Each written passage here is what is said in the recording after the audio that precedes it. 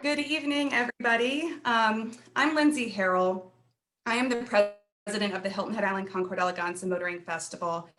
And I want to welcome you on behalf of the Hilton Head Concours, our partners at Haggerty, our partner Matt Hranek, and all of our panelists here for joining us tonight. I have to tell you, I am extremely excited about tonight's event. We've done a number of virtual events this year in lieu of our actual event, and this is one of the ones I've been looking forward to the most. My kids are in bed.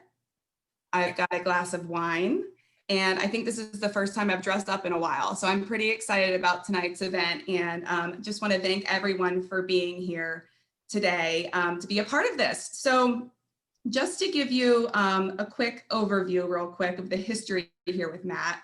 Matt's been coming to the event, and Matt, correct me if I'm wrong, but I think you've been coming since 2017. I think you ventured down to the island in 2017 on assignment for Condé Nast Traveler as one of their editors at the time, and then came back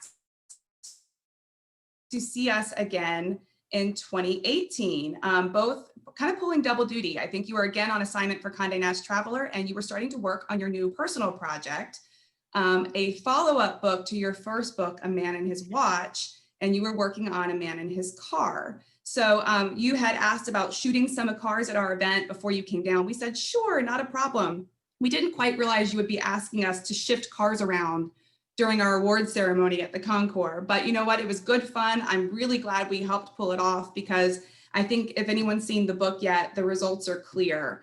It's quite exciting to see the Hilton Head Concours in here with such great company. And you certainly pulled some of our favorite personalities and favorite people from the show field to feature as part of our event. So I want to thank you for doing that. Again, Matt came back last fall at 2019 as he was preparing the book and talked to me about the fact that the book was going to come out in the fall of 2020.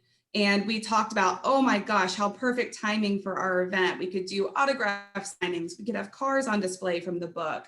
We can do a panel discussion. And then of course, we all know what happened with 2020, COVID, of course, and the cancellation of our event, unfortunately. So we pivoted, and this is kind of our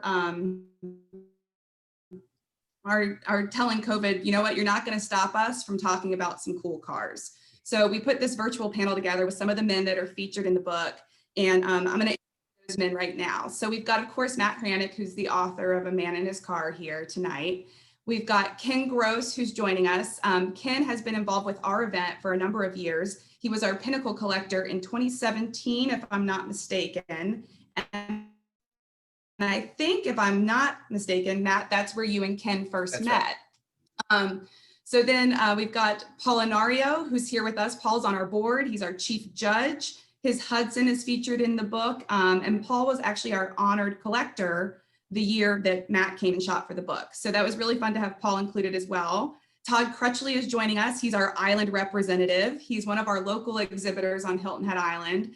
And Todd was at the event in 2018 as a preview for what was to come in 2019. We were previewing our life exhibit, which was going to be Life Off the Road. And Todd had this incredible Pinsgauer out there that just really stole the show a little bit. Everyone oohed and awed over that, including Matt, as you see in the book. So Todd, we're glad to have you here as well. And last but certainly not least, Jeff Lane from the Lane Motor Museum. Jeff has been showing cars with us for as long as I can remember, and was also our honored collector at the event one year. And Jeff is featured with one of his micro cars, the Ardex from the Lane Motor Museum. So I want to thank you all for being here and being a part of this. And before I turn it over officially to Matt to take it over, We will definitely have time for questions at the end of the event. So please feel free to ask questions through, if you're joining us on Facebook, feel free to ask questions through the comments in Facebook Live. If you're joining us on Zoom, please feel free to ask questions through the Q&A feature that's here in the bottom control panel. And we will certainly get to as many of those questions at the end of the event as we can. So without further ado, I want to turn the spotlight over to my friend and author of A Man in His Car, Mr. Matt Hranek. Thank you so much, Lindsay. That's a very generous introduction. And I want to say I couldn't be more pleased to have the panel in front of me. I mean, these are the men that really inspired so much of the direction and content of the book. The book was a follow-up of A Man and His Watch, which, just to give people some background, really talked about the emotional connections between the owner and the object. And for me, the natural progression in the series was with cars. Like I grew up with cars. I grew up with a father who loved cars, with uncles that tinkered with cars, who, it just, every Sunday I was at a car show. I didn't know what a concours was until I was like well into my upper middle age, but I knew what a car show was. And I was at one every weekend there was one available. And what I loved about coming down to Hilton Head, besides meeting this incredible cast of characters with just epic cars, was it had that intimacy of what I loved about car shows growing up. I've been to Villa d'Este and I've kind of immersed myself at that level, but this to me felt just so honest, and the connection to, owners and the passion that went around with these vehicles. So, when I got to Hilton Head, I immediately just kind of walked through the golf course just in awe and being overwhelmed by the quantity and quality of cars. But then I started kind of putting my editing hat on, and like, what were the things that were really standing out to me? And what were the conversations that really spoke to this book and as far as the connections to the thing. And I have to say, like, Todd's Swiss 4x4 beast of a truck was one of the early standouts. And I love the fact that it was just muddy and gross and perfect in its presentation, that it really represented what I would imagine that thing to be. So that was like immediately in my notebook, like, photograph Todd's car. And then, Paul was being profiled, and I hadn't seen anything like these 100-year-old cars before. I just thought that was magical. I immediately knew I could find a connection with Ken when I sat in at this kind of pre-event conversation that he was having about cars with a group of collectors, and I thought that was great. And then I met Jeff with this oddball little micro car. Like, I'd never seen anything like that. And not realizing that I had photographed another at the bridge. I guess it was basically a coffee and cars Sunday morning event. And it was the Buckminster Fuller Dymaxon. Am I pronouncing that correctly? Correct, Jeff? yes. Yeah, which was just this reconstruction of, and I was a kid that loved modern architecture growing up, and I was like putting all this stuff together. So I just thought, like, why not single out Hilton Head in a section of this book, just because not only did it represent such a passionate group of collectors and owners, but it was stuff that I think a lot of people probably hadn't seen before. So if I hadn't seen it, I bet there was a group of people that would love to see it within the context of the book. And the reality was, sure, could we have filled this up with, Ferraris and priceless Maseratis and Italian cars? And yeah, sure, that would have been great, but that was not the intent of the book. The intent of the book was filling it with, like, crazy 1912 Hudsons that advertised to do 100 miles an hour when somebody was making 25 cents a day, right? Something like that, Paul. Is that the way to? It was 25 cents an hour for 10-hour day, so you made $250 a day. And how much was that car when it was being It was produced? $1,600.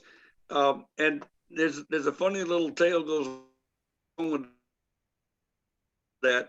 Hudson had only started building cars in 1909, but by the time they got to 1912, they had already made their mind up they were going to focus on performance. Yes, that's the car. They made the standard complement of cars. They made coupes, sedans, phaetons, what have you, and touring cars. And they stuck this Hudson mile a minute speedster in there because speedsters were just coming on the scene, and that was kind of a new geometry of car that other car manufacturers was offering as well. Somebody in their accounting department or marketing department decided life would be a whole lot easier if you could buy any car built by Hudson, regardless of body style, for $1,600. So all the cars were $1,600. Well, they had planned to build 1,000 of these speedsters, but $1,600 was a lot of money. That was like 3 or 4 years. It was going to be a sedan or something you could haul your family to church in or go to work in. So it ended up they made less than 200 of these race cars, but everything they made in 1912 was 16. One of my favorite quotes that's in the book is you look at, because I think I've asked all of you, like, why this car? Like, why Ken Gross, the 32 Ford? Yeah. Jeff, why this Arctic? Todd, why that crazy Swiss 4x4? And everyone kind of quickly had an answer about what it meant to them. But Paul, you talk about, this preserving history, like your obligation as a collector, preserving history. It is. And because of that, I tend to like cars that are as close to they could be when they left the factory. And actually, or meaning a modified or a straight rod, and I love them. But the problem is that to me, and I tell them, when I find a car I can't restore, I'm going to build me a straight rod. But if you build a straight rod, that's a manifestation of the builder's likes, the colors, the shape, the engine choices, the transmission choices. If you're restoring a car, you don't have any options. You got to hunt that piece of wire that was only made for 1 year in a certain color that was on that car. So it becomes a more difficult project. This is exactly the passion I'm talking about. But, Ken, I bet you disagree with the street rod comment. I mean, if you're building an authentic car and you've picked a period in time, it's just as challenging to find Kinmont disc brakes and Scott superchargers and a cam from Clay Smith. Oh yeah, to get it perfect. Yes, because people set these cars down in the 40s and 50s. They laid the patterns down, and to build one of those cars today takes a great deal of concentration and keep on and a lot of work. They're gone. No, I agree. If I was going to be restoring vintage street rods, I'd track down every piece of vintage speed equipment I could find. You're right. It's the same end goal. So, Jeff, how does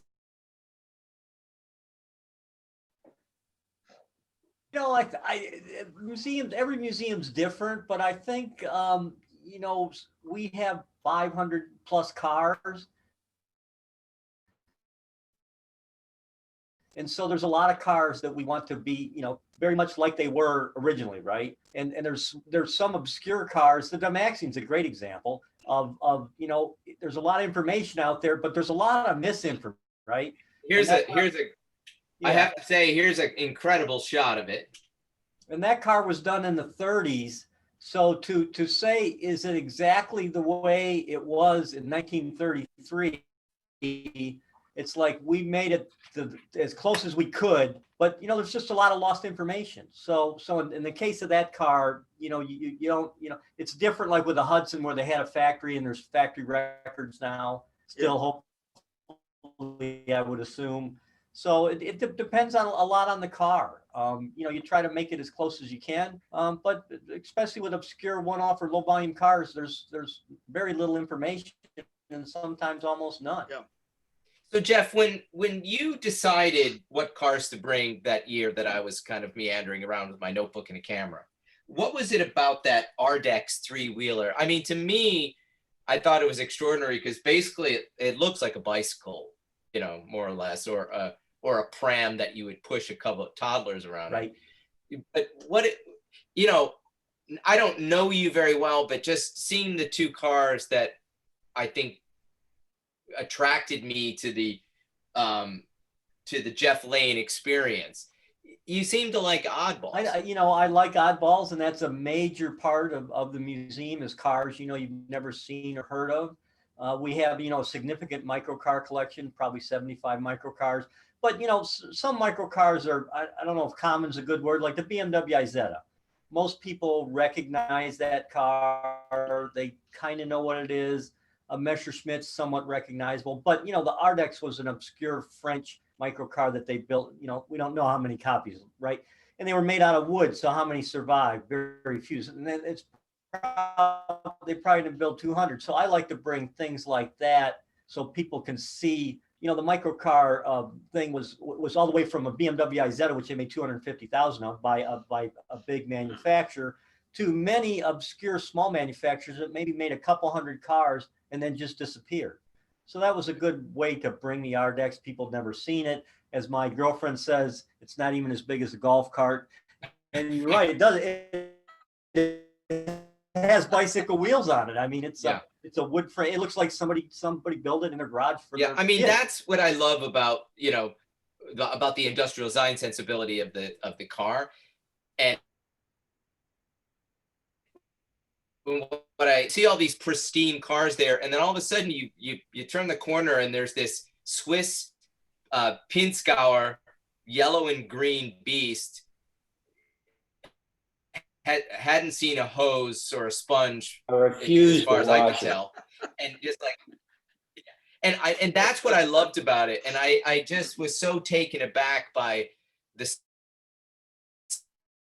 scale beauty of this thing, and that some owner who I actually searched around for Todd for quite a bit. I don't know if he was off getting coffee or what, but I stuck around that car until he showed up, and I just was like, I remember saying, why this car? And that was my question often to people. And the people that really cared about what they had there did not ever hesitate with the why. It was always like, it could be as obscure as, I don't know, I thought it'd be cool to get that, or I've been thinking about this car like Ken Gross since I was in high school, and I think those are the relationships that I was looking for the book. So Todd, just to remind the people watching, what was the why? It was a random moment. I was on a trip with my wife on some sort of venture sort of thing. And afterwards they picked us up in a Pinzgauer type vehicle. And I was fascinated by it. And that's when it hit me. That's what I was taken. And I started researching it. And then next thing you know, I had to get one. So, and yours came from the Swiss Army, right? They were just bringing in a new generation. They were selling the old generation, which is what the picture you have there of my vehicle. And so when the original vehicle I got was OD green, and the last owner was a Swiss Army. So it was It was way cool, and it's the vehicle version of a Swiss Army watch. Or Army knife, should I say? The thing is just a blast. And my goal wasn't as noble as the other gentleman here. I just wanted to play. I wanted to have fun. There is, just prior to the event, there was a Yemisi mud run where they have these nitro trucks and jacked up trucks or basically drag race into the mud. And there I am with my 40-year-old Pinzgauer, not going quite as fast, but I was sure, and I was going to get there and just having fun. And since it was an hour's drive, there actually was a lot more mud on it, but some of it fell off on the way back. So, and I was not, and I just told the organizers up front, I am not going to wash my truck. You want me? This is way it's coming. So here's a good question. Why did you think this car was worthy enough to be next to Paul's Hudson? Like, what was in your head that was just like, yeah, this is a car people need to look at? anytime I have that truck out, people stop me. I don't know whether the son's pulling the fathers or fathers pulling the sons. Sometimes I can't tell who's pulling whom, but they want to look. They want to take a look at it. They want to climb in it, and I always stop and let them. And it's fun. I enjoy it. And then they start telling me their stories about something that they did or something their father had or their grandfather, and we just share it and have a good time. So I just had a kind of a fun attitude, like, yeah, you guys gonna like this. And Ken and Paul have both been judges. Kind of supervising and looking over this amazing collection of cars. And so Ken, when you're approaching the judging process, which is different than kind of the car club days, right? Because this is a more specific, if you remind me, both you guys, both Paul and Ken, you guys judge a very specific group or class. Is that correct? Well, Ken? actually at Pebble Beach, I've been something of a jack of all trades because I'm pretty ecumenical. And so I've done things like Tucker and Ford GT40s, as well as historic hot rods. So Fossil Vega, I've done a wide variety of things, which requires, because you're not seeing this sort of thing all the time, you really have to do your homework and study and look at photos, read books, so that you and surround yourselves with a couple of people who really are mark experts, so that you can do the right thing. And what about you, Paul? I think Ken's exactly right, but the whole judging format it's if you drill down to it, it's really almost gotten too complicated. Simplest form is what they call French judging.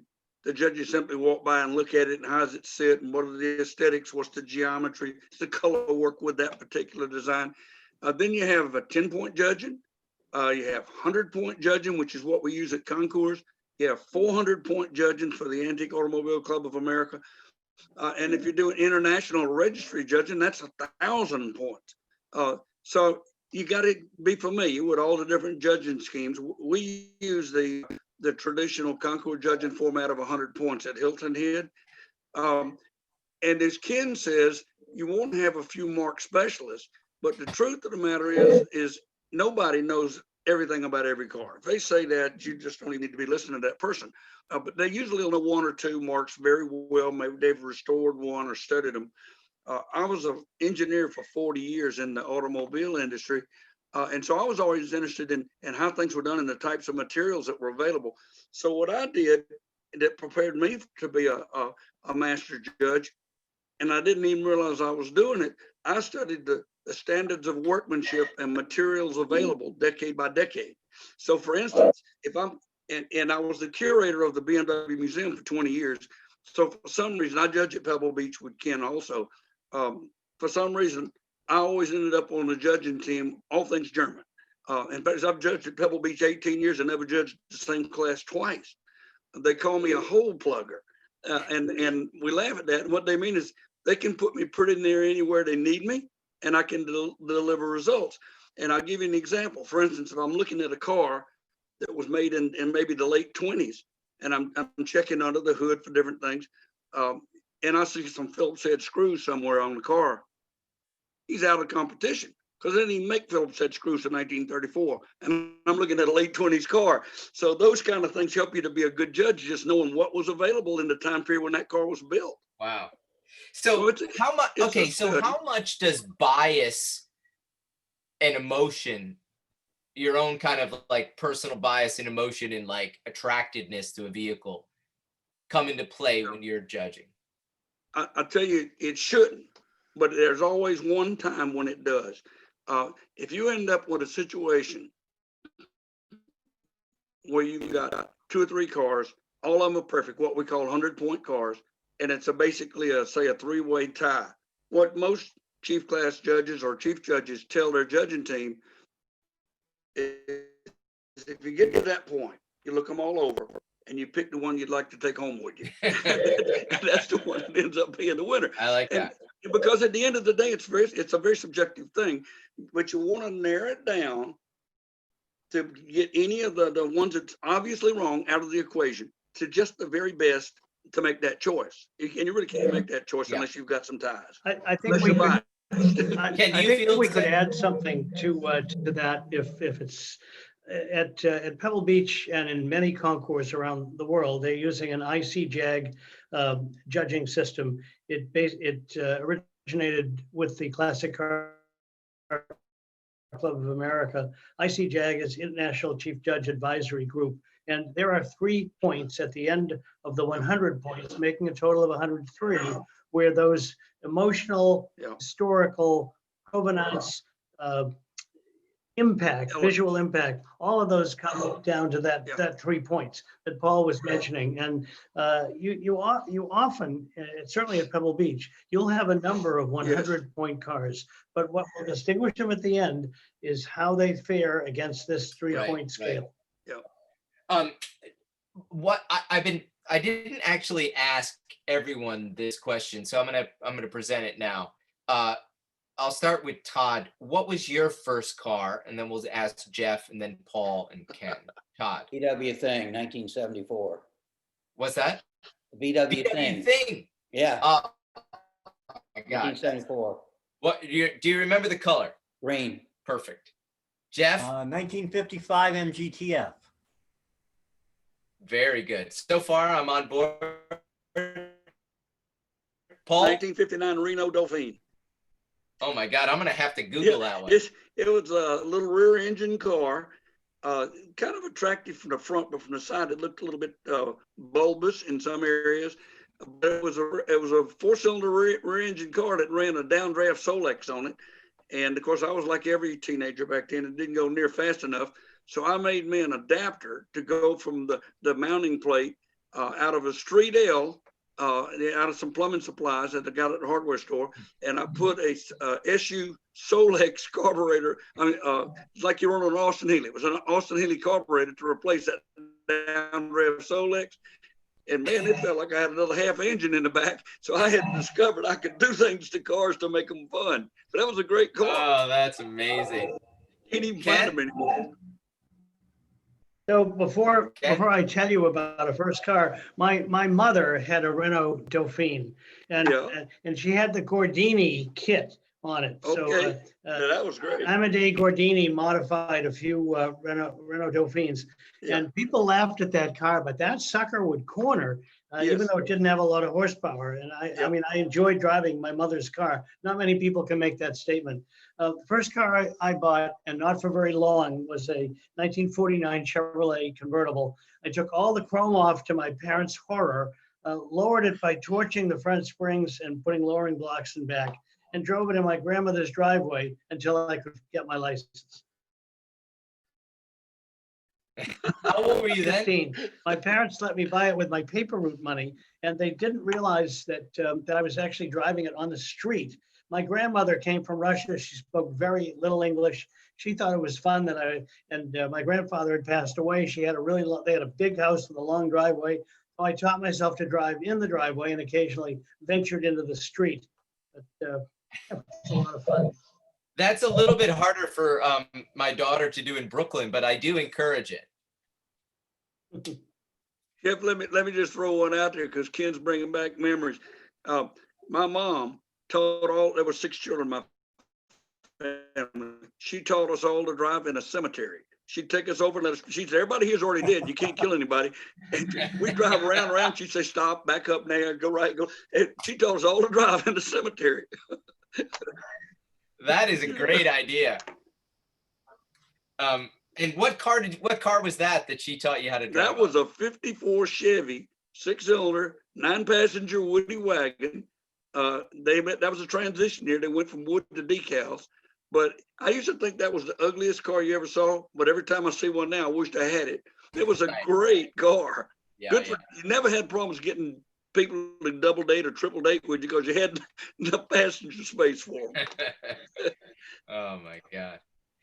When it came to pursuing your fantasy cars,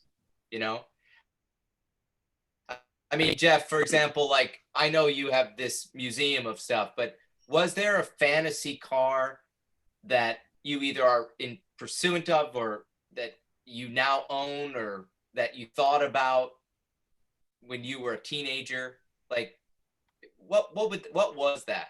You know, I think as a teenager, I didn't really, you know, I didn't know that much about cars. So it's not like, you know, because now I think about gyroscopically balanced cars, or the Dymaxion, or some other weird micro car that I'm really fascinated with. So I think as a kid, I really didn't, you know, as a kid, driving a 55 MGTF, you know, that was a really pretty special car back then. I'm going to see, I got my license in 1976. So it was a 20-year-old car. So it was kind of a special car then, which is kind of weird because most people's first car was kind of a beater, right? Volkswagen Beetle, Volkswagen thing. It was kind of a hand-me-down. So it was a little different for me. But I think as a kid, I didn't really, I mean, I liked unusual cars. And I grew up right outside of Detroit, you know, which back then was the Motor City, right? So it was the big three, was everything there. There were the foreign cars, but there weren't very many of them. So how does a Detroit kid end up with an English MG? It came from my dad, because when he was in the Army in 1955, he was stationed in Germany, and he bought a new MGTF when he was over there. And then when he was in the Army for 2 years, he came back to, you know, Detroit, and he still had his MGTF, and he quickly got married and realized that, you know, I'm married, I'm starting a family, I live in a cold climate, and a 2-seater sports car with no heater is totally impractical. So the TF went. But then, you know, fast forward 10 years or so later, he decided to get another one because he always missed the car, right? And then, you know, he bought another one, and you know, we had like 4 or 5, and we would work on them, and we went to MG meets all over the United States. I mean, I hate to say this, but I was like, we'd go to MG meets in Canada when I was 14 years old, and my dad would drive his car. My mom had her car. She hated to drive. So after lunch, I drove, and she took a nap.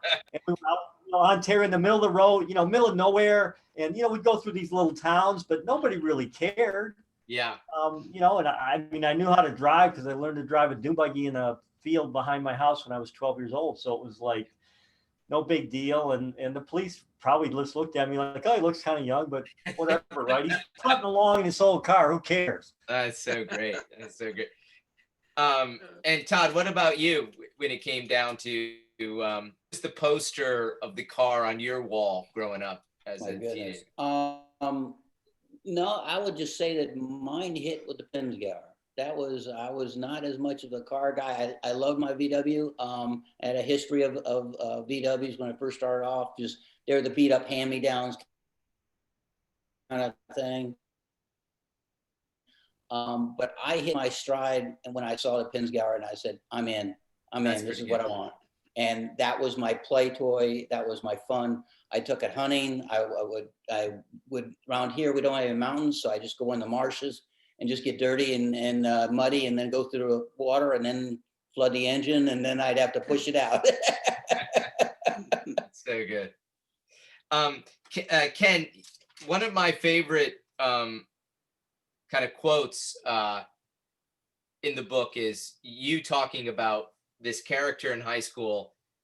If I'm correct, it's Dickie Klein, who said to you, "There's no way," and I'm paraphrasing, "that you'll ever own this dream car of a 32 Ford." And you defy that by actually building this incredible car.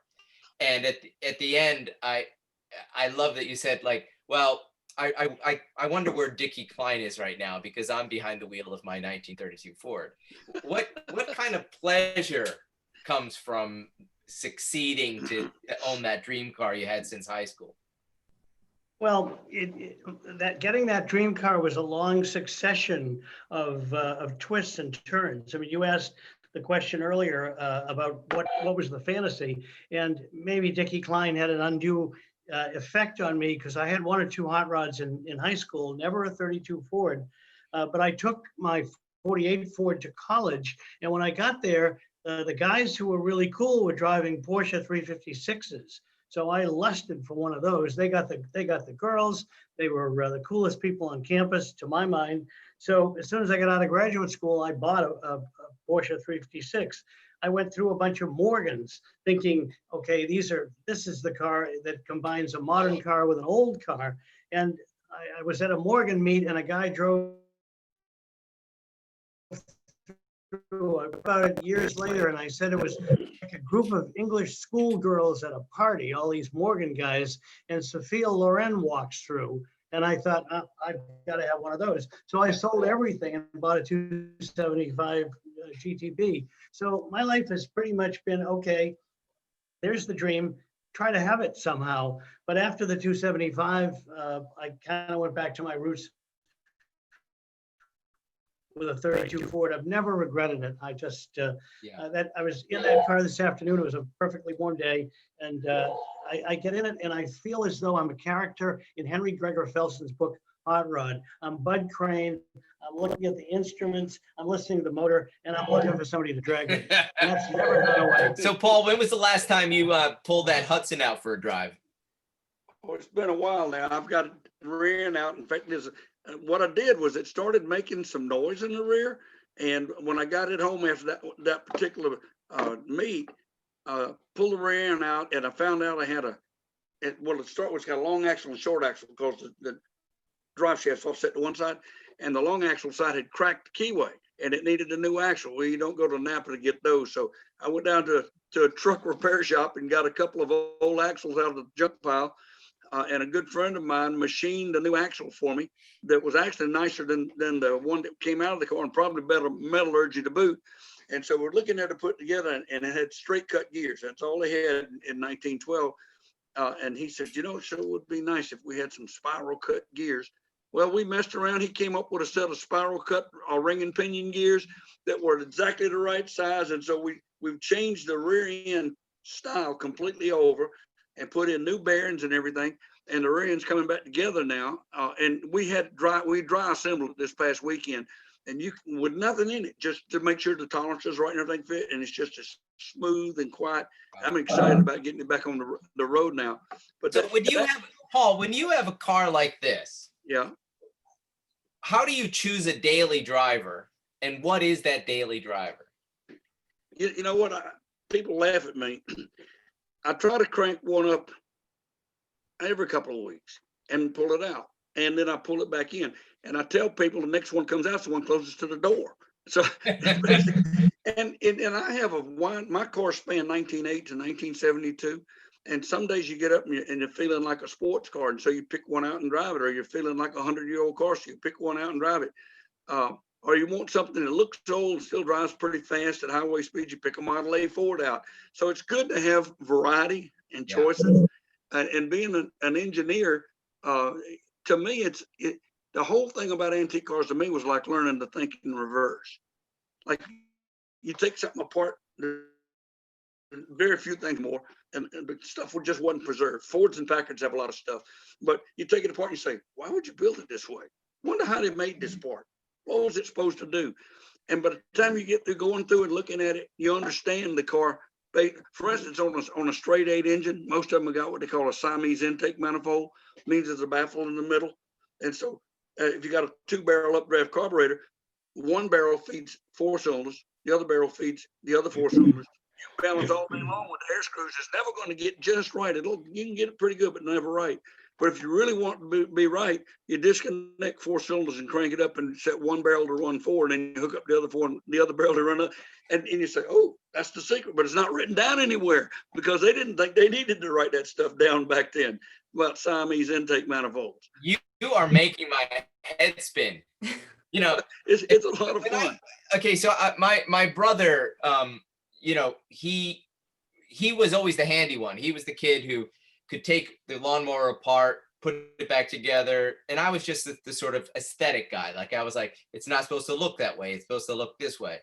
And, now he's working at, he had a run at GM for many years, building concept cars and really building stuff. And now he's at Tesla. Oh, and, when you think about a generation that is going to not understand the beauty and the smell of fossil fuels igniting an engine, but I look at my daughter's generation, which I think will still be excited about going fast in a car. Mhm. And does it really matter where the power is? Are we just being nostalgic? You know? I think that we better not be too nostalgic, because I think fossil fuels have got a deadline. I saw something here a while back where the new Prime Minister of the UK has introduced legislation in Parliament to ban the sale of gas and diesel fuels by 2035. That's not that far away. So, No. and there's just about every car company on the planet has got some type of electric car platform already being offered or planned. And in fact, I was watching something this past week. You know, during COVID, you get to watch a lot of TV. There's a company in New Zealand that takes cars and converts them to electric. They've done Ferraris and things. This past week, they focused on a VW Bug, a 72 Bug that they had taken the drivetrain out of and put a Tesla motor in it. It's a 600 horsepower Volkswagen Bug. And they told about all the things they had to do to keep it balanced in turns and stuff. But then they went for a test drive and it was phenomenal. It was, he's added up to 140 something miles an hour, I think. Wow. An electric VW. Well, my cover, I'm obviously pretty nostalgic for, fossil fuel burning cars. And I love these old Defenders, these glorified tractors. And I don't know if it's about New Zealand, Australia, but I saw an outfit that was, we become so keyed into the aesthetics of old cars, the idea of patina and how we kind of fall in love with the aesthetics of what they look like. And these guys in Australia have been converting these old Beater Series 2As with electric engines. And they actually put the charge port in where you would fill it up with gas. Yeah. So like, I'll be honest with you, like, I know I fall in love with old cars about, the way they look, the way they aesthetically present themselves. I'm not so nostalgic about driving in a Jaguar E-Type at, smelling like gasoline for 150 miles, Well, I've seen a number of MGBs that had electric conversions done to them, and it fits right in there. It looks good. And MGs, whether you like them or not, they're kind of more or less commonplace, but I've had C's, D's, B's, A's. I like MGs myself, and they're good driving cars. But to see an electric one, I guess the overwhelming thing is nobody is anticipating the instant acceleration that you can get out of an electric car. And the other thing is kind of eerie that it's quiet. In fact, there's companies even synthesizing sound now so that it sounds like a car that's got a reciprocating engine in it when it's driving, because electrics are too quiet. Yeah, but don't you think there is something about the smell of the car? I mean, maybe we're all getting too old, but there is something about the smell of that gasoline, the smell of that interior. I like it myself. What's that? I said, I like it. You walk in my garage and people go, then because they can smell the gas and oil. Our house is 2,400 square feet, but my garage is 7,000, which makes perfect sense to me. So I got plenty of cars. And all these pre-war cars, to some extent, leak oil somewhere. So you're going to have the smell of oil and the smell of some gasoline leaks and things. And personally, I've got 400-year-old cars in my collection, not 400-year-old cars. And I enjoy driving a 100-year-old car because for a brief moment in time, I feel like I'm experiencing the same sensation that the original owners did 100 years ago when they didn't have any upper end expectations. Right. And I have to deal with what the car is capable of doing and delivering. And to me, it's interesting. The sounds they make, for instance, everything straight cut gears, you got to double clutch it whether you like it or not, or you're not going to shift gears. Some of them hunt a little bit in the front. They want to drift some. But to me, that's exciting to me. I feel like I've just stepped back in time for a while. I think the first car I owned was a 1971 BMW Bavaria. It was an automatic. It was burgundy. It had white walls and vinyl interior, and there was an 8-track player underneath the seat. And there was one 8-track that was stuck in it, and it was the Rolling Stones Beggar's Banquet. Okay. And I had no choice. Every time I got in that car, I had to play that 8-track.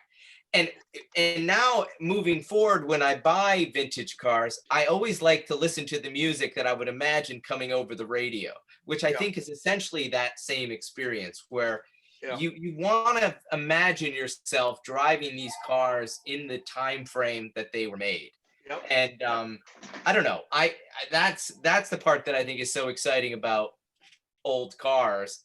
And I will say, for the record, I know every word of that album by heart. You have to, right? Yeah. Well, Matt, we've actually got some questions coming in on this subject matter, if I can start chiming in with some questions. So David is asking, what's going to happen to the old car hobby when gasoline is banned? I mean, I know we've touched on that a little bit, but does anyone have any thoughts about that? Guys?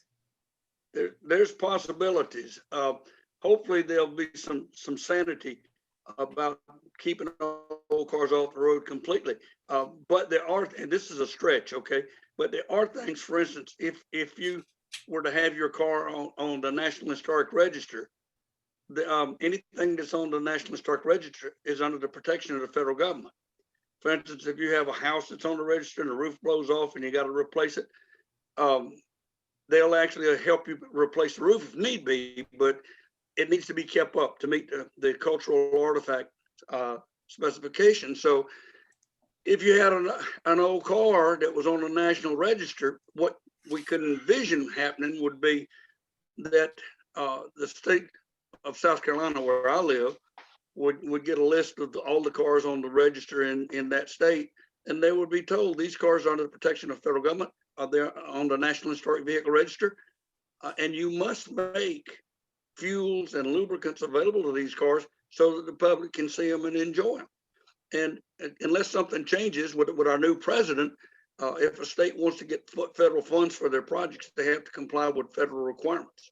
So there could be a corner there where you could actually end up getting access to fuel and oil. You may have to go to a depot somewhere to pick it up, and you may have to have an ID card to pick it up, but at least your car wouldn't be relegated to just being a static display. So Jeff, how do you feel about that as a historian of sorts, collecting these things? I mean, I think that this is going to take a lot longer than they think. Yes. I mean, they're talking about Britain in 2035, you can only buy an electric car, but they're not saying you can't drive your old gasoline car in Britain. So there's going to be a really long phase in, I think. And of course, it's always, California for years and years said, if you don't sell 5% electric cars, you're not going to be able to sell anything, right? They started that in the mid 80s or 90s. And here we are 30 years later, and it's still not happening, right? Well, so, I mean, I'm not saying it's not that we're not going to. There's another problem too, Jeff. It's a long transition. Yeah. There's another problem. It's not just fuel, and fuel's what started the conversation. But I know, for instance, in Germany, for the last 4 or 5 years, you can't drive anything with a carburetor in a major city limit. That's motorcycles or cars. So because of the pollutants that are given out. So it could. But Paul, I see this as a great buying opportunity. Oh yeah, but you don't know if you'll be able to use them or not. Maybe just looking at them, who knows? But there's a lot of problems, and I think Jeff's right. It's going to be 20, 25 years, maybe not even in our lifetime, but our children or the next owners of our cars is going to be confronted with that. Yeah. And I'm just hoping that the government would understand that there's a historical value. People need to see these things out riding and driving in parades or on displays or whatever. And that there'll be some openings made that if you own a car and you're not driving it every day, because they're not going to let you drive it every day, but just for special expositions and shows and things, that there'll be some leniency there. But again, I think you're going to have to go someplace special to pick it up, because I think the day of the filling station is on the horizon. Yeah. I believe it's going to be gone. Well, let me throw one other question out that we've gotten from the audience. So Heath is asking, isn't the fun of classic cars tinkering with them? If they all go electric, doesn't that go away? Well, there's electric antique cars too, and electric classic cars. First cars built were, in a great many cases, electric. So to answer this question, tinkering is yes, but it applies to electric as well as gasoline cars or diesel cars. It is tinkering. Well, let me ask, if I can ask a question sort of completely off topic here a little bit. This is one of my personal questions, but Matt, I've got to ask you, we've got a great panel that were captured at Hilton Head or through the connections at Hilton Head. And I wanted to ask you about one of the cars featured that's not related to our event. And for me, one of the ones that stood out to me is the truck from Shaquille O'Neal. Yeah. So, and I'll tell you why. A lot of people probably would be surprised to find this out. I was not into cars in high school or middle school. That's been something I've gotten into later in life, but I loved basketball, and Shaquille O'Neal was my idol. And I'll share a show and tell with you guys real quick. So you can tell I was No way. okay. That's So so good. for me, seeing this was kind of brought me back to my childhood, which has nothing to do with cars and all to do with basketball. What was he like? So I knew that Shaq was a car guy, and you could see him mostly in like these kind of really over the top Rolls Royces. Like, he's a big guy. Mhm. That's a car that fits him easily. And then when we approached him about being in the book, and he was really receptive to it, I was really surprised that he was like, no, I want to talk about this truck. And I was like, truck? And he said, yeah, I'm a real truck guy. Like, that's at my core who I am. And there's this, beast of an International that he had that was down in Atlanta. And I was like, well, somebody send up a picture. Like, I don't even have a reference point of what this truck looks like. And when I saw it, it made perfect sense to me that, this is the car that Shaquille O'Neal fits perfectly in, and somehow represents him more than the guy that, drives around in a Rolls Royce. I also think it was really touching that, when you get to a certain level of success, you want to share that, or hopefully you want to share that with your family. And he bought his parents like matching Mercedes-Benz from the dealership, like as this, like, thank you so much for being the parents that you are. And, unfortunately, my mom read that part of the book, and I think we're gonna have to sell a lot more books for me to get to that level. But there's a real, I think, joy to be able to share your success with something like that. I mean, some people say houses. Like, for me, it would always be a car. Like, I share that with my daughter now. Like, if she gets excited about a car, like, we were driving down the street and there was this 450 SL sitting there. It's like late 70s 450 SL in red, battered to death. And she was like, what is that car? And I was like, oh, that's a Mercedes 450 SL. I've always loved those cars. I kid of the 80s. She's like, oh, that is the coolest car. And that was my excuse to buy one immediately. So that is the familial connection, and obviously, Shaq had it at that level. And I was really, ultimately, to answer your question, surprised and delighted that it was this beast of a truck, because we needed a truck in the book, and that was a great addition.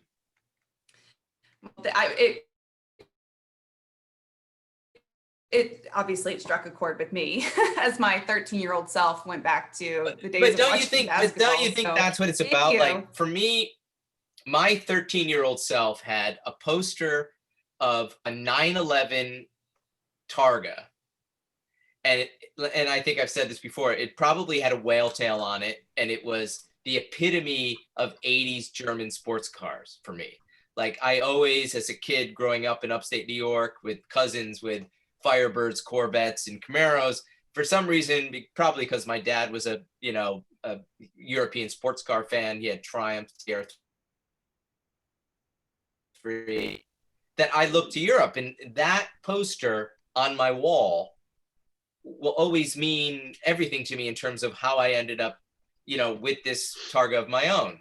And I think that those aspirations start at that age. Like, you make those impressions then. Well, let me jump to another question for the group, because this one I love. As an organizer of a concours, which is a lot about classics. We have got Mike McClelland asking, what car that has been manufactured in the last few years will be considered a classic in 2050? Boys, that's your question.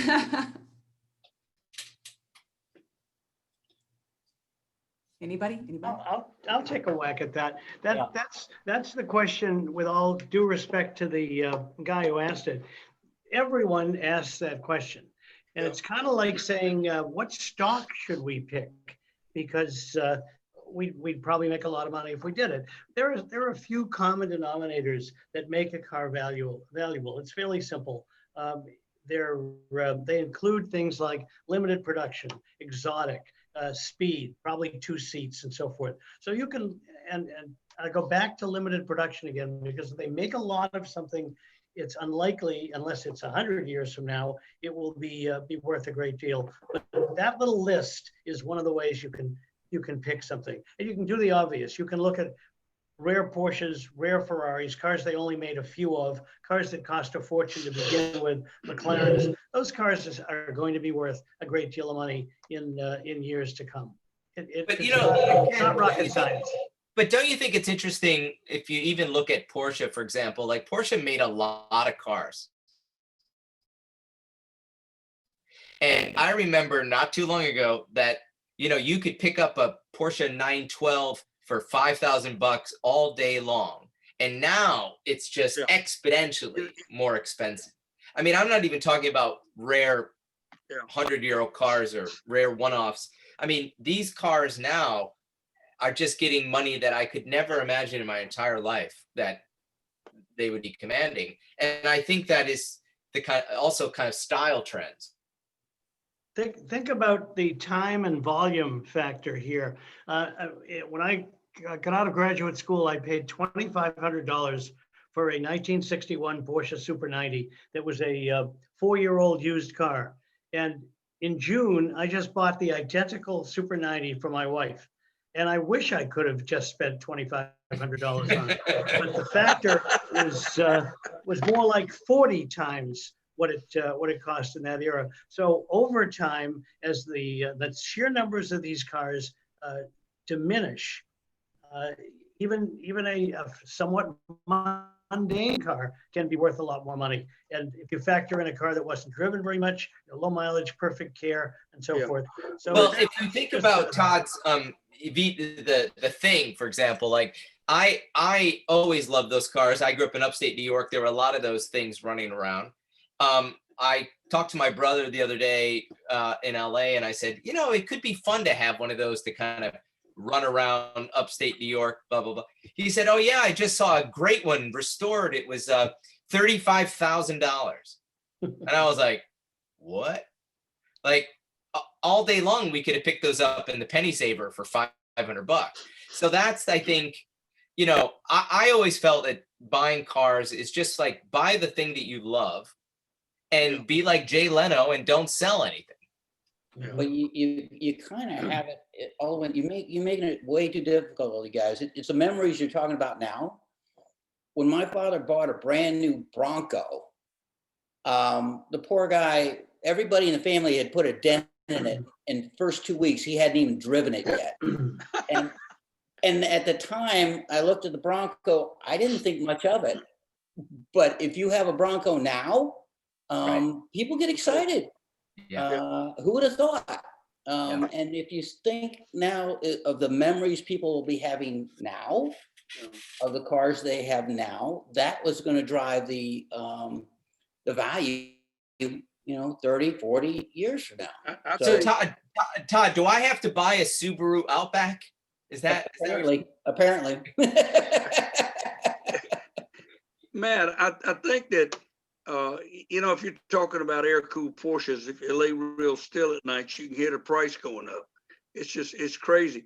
But so the trick is for people to find ordinary production cars that still have some collectability and some interest. And I'm talking about things like maybe the Cadillac Seville Elegantes or Fiero Indy Edition cars. They're still reasonable.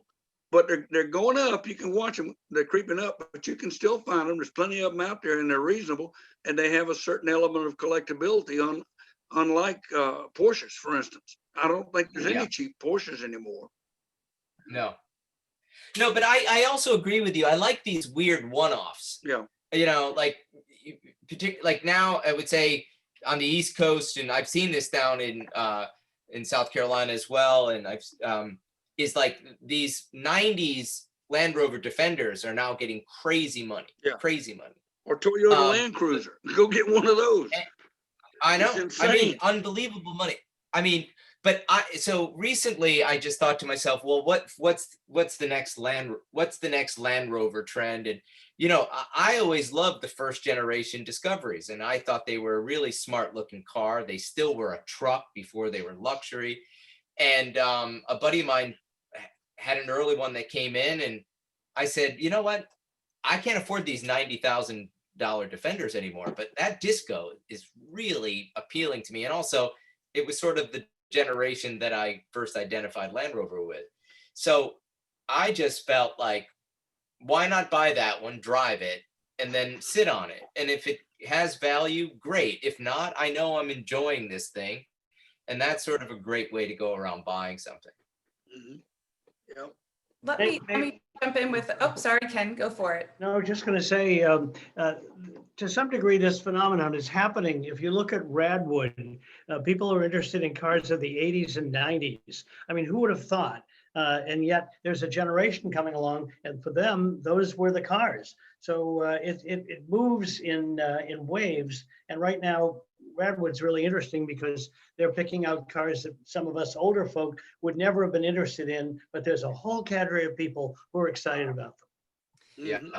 That actually steps right into the next question I was going to ask, because one of the things, this is a question for Michael who's on the line, but it also sort of ties into what we do with our charitable fund, Driving Young America. And one of the questions is, how do we get the younger generations passionate about what we're passionate about? How do we get them into this hobby? And I think Radwood is kind of one of those examples of things to excite some younger people. But do you all have any thoughts on that? Take a kid to a car show. Hemmings has been saying it for years and years, and it's still magic. It really is. And I've been saying for a while, and I bet some of y'all agree with me. If we could wrap our arms around the magic of a Cars and Coffee and bottle it, we'd have a success story. Because you can go to a Cars and Coffee, and ours is the fourth Saturday every month, and it's nothing to have 1,500 cars show up, and maybe 25 or 30% of them are traditional collectors like ourselves, but the rest of them are going to be young people, and an overwhelming amount of Asian cars there, if you will. But that's one of the few formats I've seen where the young people will walk around and look at the old cars and say, "What is that?" And the guy, or maybe the old guy, walks around and looks at what the guy's done to his Japanese car. And there's an exchange of information and a certain respect that's cultivated between the generations. And everybody does that from like 8 until 11:30 and goes on. They still got a half a Saturday to do something, and they didn't have to You're so right. judge it. I think, over good. that was the thing that really got me so excited about cars was, my dad, who kind of, busted his butt all week to work. And like, if they knew there was a car show on a Saturday, Sunday morning, like we were all showing up. My mom was coming. My mom was being dragged along.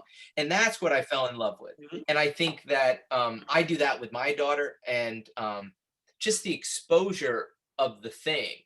And also I think car museums, I love car museums. And I think, you could be driving in the middle of absolutely nowhere, and suddenly there could be this kind of mom and pop version of a museum, or you can be outside Milan and go to the Alfa Romeo Museum and see incredible pieces of industrial design. Like, I think, I know my wife is going to agree with this, but I'd rather go to a car museum than the Metropolitan Museum of Art any day.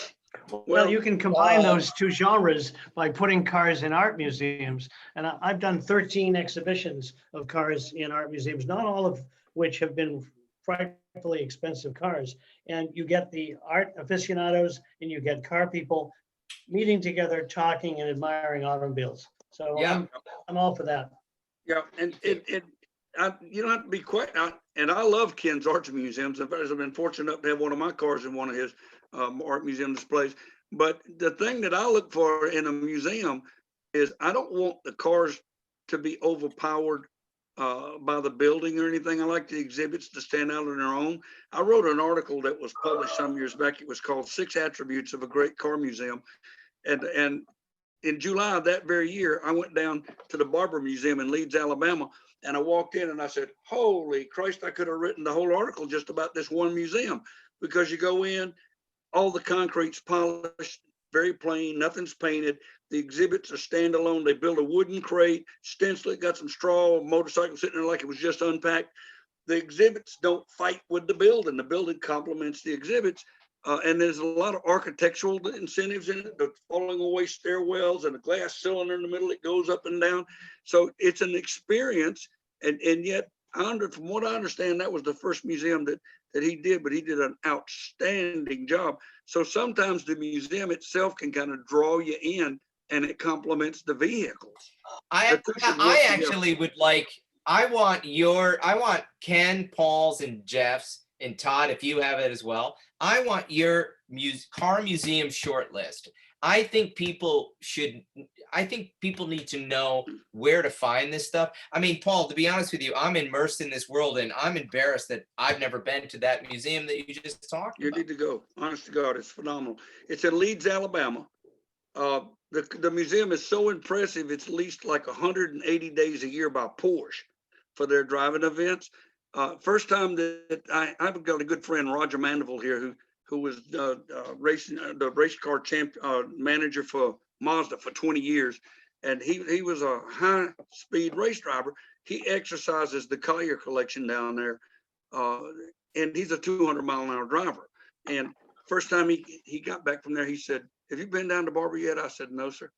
He said, you can't believe it. He said, you're from Augusta, right? And I said, yeah. He said, you been on Augusta National? I said, yeah. He said, imagine if you could drive race cars at the Augusta National. He says, the same way. You go around a corner, there's 18,000 tulips and a fountain in this corner. And you go around the next one, there's roses. He says, like racing in the Garden of Eden. Well, I had to go see it for myself, but it's unbelievable. Honest to goodness. Wow. If you go up top the observatory, they got cameras. You can watch a car go all the way around the track standing in front of the screens. It's unbelievable. Amazing technology that's there too. And it's not just motorcycles. He's got like 1,200 motorcycles on display, but he's got a huge collection. I think it's the world's largest collection of Lotuses, if I remember right. Wow. And then he's got Cobras and Corvettes and some real nice race cars too. And it's like 4 or 5 stories, that building. And where is that exactly? Leeds, Alabama. It's just outside of Birmingham. Right outside of Birmingham. Yeah. Yeah, it's nice. It's an exciting place to go and just see the different things. He used a lot of backdrops. Backdrops are cheap in a museum, and you can change them out. If you put in permanent walls, you're stuck with them. So I like flexibility and the ability to change things in a museum. And it changes it up every time somebody goes. It can be something different, a different banner, a different flag, whatever. It's on my short list. It's a great one. It really, and in Europe, you just mentioned one that's always been one of my favorites. It's the museum in Milan. Yeah. The Alpha Museum is amazing. Phenomenal. And I think that's a product of Italian design. Basically, that thing was built in the late 70s, and it's over the top. Yeah. And I love that you can follow there's a date line, of design that you can follow, which is incredible. What the amazing thing to me, Pascal Oliveri, who was the director there, was a friend of mine.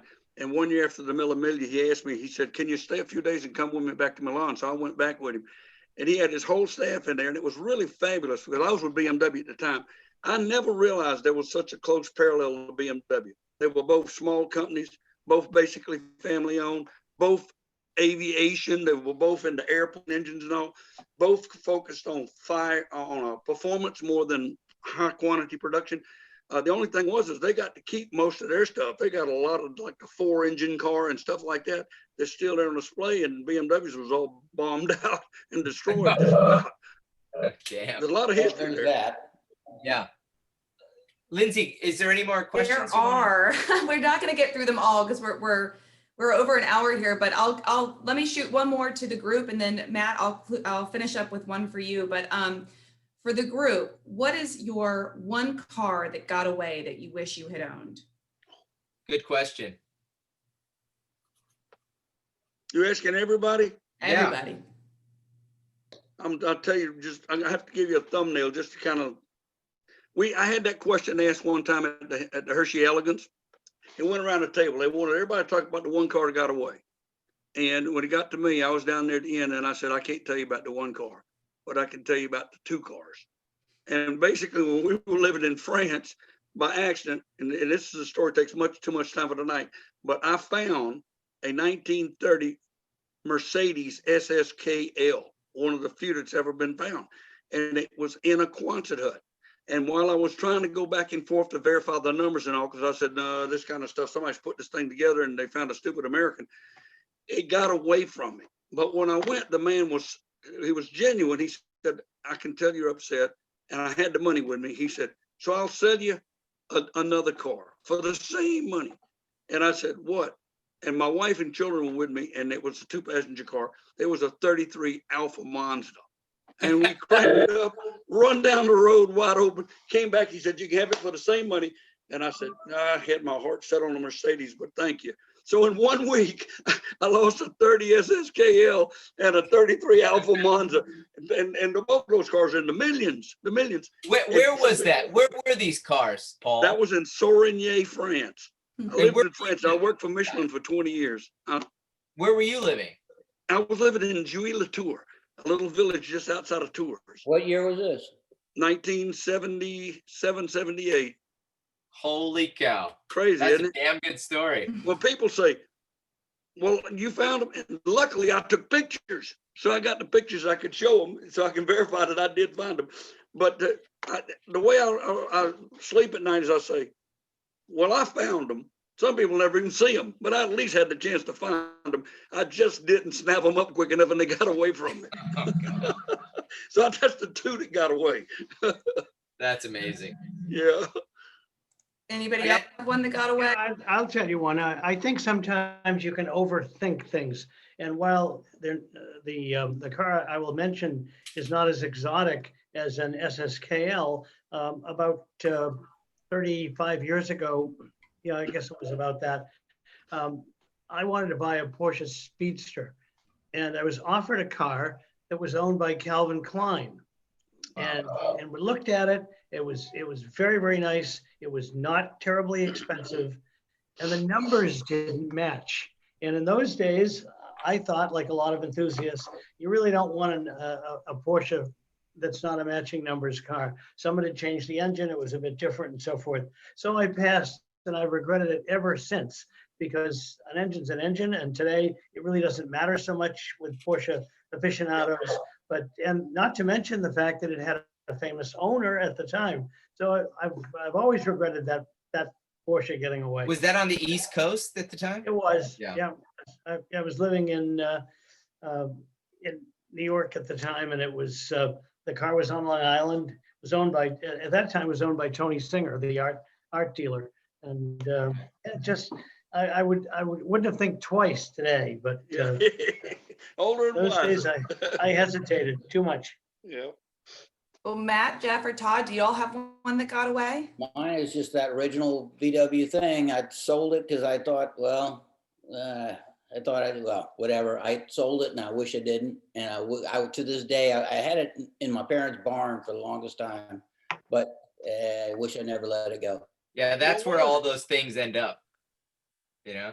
I had I used to go to Palm Springs quite a bit when my wife and I first got married and were dating, and because we had friends in California. And at that time in Palm Springs, they'd converted like all these mini malls and grocery stores that had left into like, they would have all these vintage cars in there. And we used to just spend the weekends just looking at old cars. And I remember we walked in one day and I had squirreled a bunch of money away. And I thought I was like, okay, my idea was to build a house. I was going to take this money and build this house. And there it was, this 1970s 280 SC Mercedes that was just absolute perfection. One owner car. Some old lady died in Palm Springs. And I remember that, and it's very similar to the Ralph Lauren one I have in the book, except that had a black interior. And I remember it was $30,000. And I was with my buddy Dewey, and we were both car fanatics. And my wife was just like enamored by this Mercedes. And I was like, oh, I think I just squirreled away around 30 grand. Like, I think I should buy that damn car. And my buddy looked at me and he goes, I think you should build that damn house. And the reality is that car is worth more than that house now in upstate New York. So, I mean, we do have a lot of joy at that house, but I do regret not owning that car. Sure. Yeah. Well, I will end with, Matt, one question for you, and it's sort of a two-parter. We've got a friend of mine on the line, John Cheppings, who is asking, is the next book going to be A Man and His Camera, part one? And then I'm asking, we have a program called Women Driving America that we launched last year at the event, and it's going to be an every year thing. And I hear the way you talk about your daughter and her love of cars. Have you ever thought about a woman in her car? Okay, so answer to like the Man and His series comes from these very kind of selfish personal stories that kind of started the exploration in the topic. So watch started with a watch that my dad gave me and his passion for watches, and then it continued. Car started in a very similar way. I don't know. I think that a woman in her car, I'm gonna give that legacy to my daughter. Like, if she can figure that out, if she could navigate that space and find the kind of collective spirit that I found, I think that's going to be passed on to that generation. I probably should talk to my publisher about preempting that book deal. Well, let her know we're happy to help. We've got a lot of good contacts. Okay, good.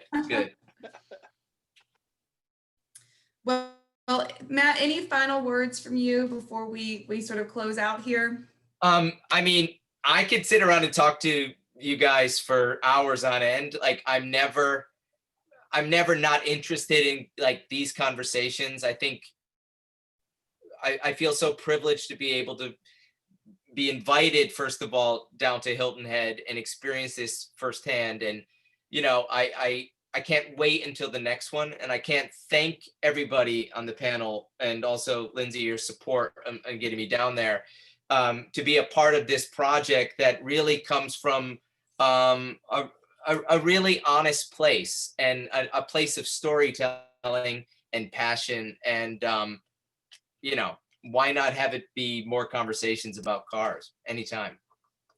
Well, I will say, I think this is the fastest hour and 19 minutes I've ever spent. This has been a lot of fun. And for everyone who's on right now, this is something we hope to bring to the event live next year. This was something we really wanted to do last weekend at our 2020 event, but hoping to get Matt back in 2021 and maybe continue the conversation on Hilton Head Island, which would be fantastic. But if you haven't gotten the book yet, let me do a little plug here for you, Matt. But it is tremendous. There are so many wonderful stories, so many wonderful cars, so many wonderful men featured. Everyone from Jay Leno to Ralph Lauren to the Peterson Automotive Museum. I mean, obviously those are automotive giants, but it's got so many great people. And obviously the men that are with us here tonight from our event and part of the collector hobby, but it's A Man in His Car.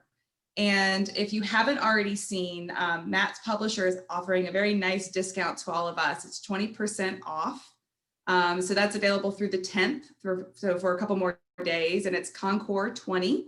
But I just want to thank everyone for coming out. I want to thank Todd, Jeff, Paul, and Ken for their ongoing support of us as an event in this challenging year. They've gotten many favors asked of them this year from me. So thank you guys for doing yet another one.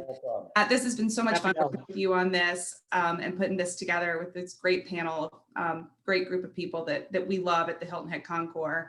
And I want to say a big shout out as well to Haggerty, who's been supporting this event as well, and excited to work with them in a year where we can't all be together. And I certainly hope more than anything that come November of 2021, we will all be together on Hilton Head Island, which is a great place to be in the fall. So thank you to everyone for your time tonight and being a part of this event. And thank you, Matt, for including us in this great book. Thanks, guys. I appreciate all you. Thanks you so all. much. Thank you. Thank you. Have a wonderful night. All right, Paul. Thanks for the bourbon idea. Good night. Good night. Good night, everybody. Bye, Till guys. next time. Thanks a lot. Thank you.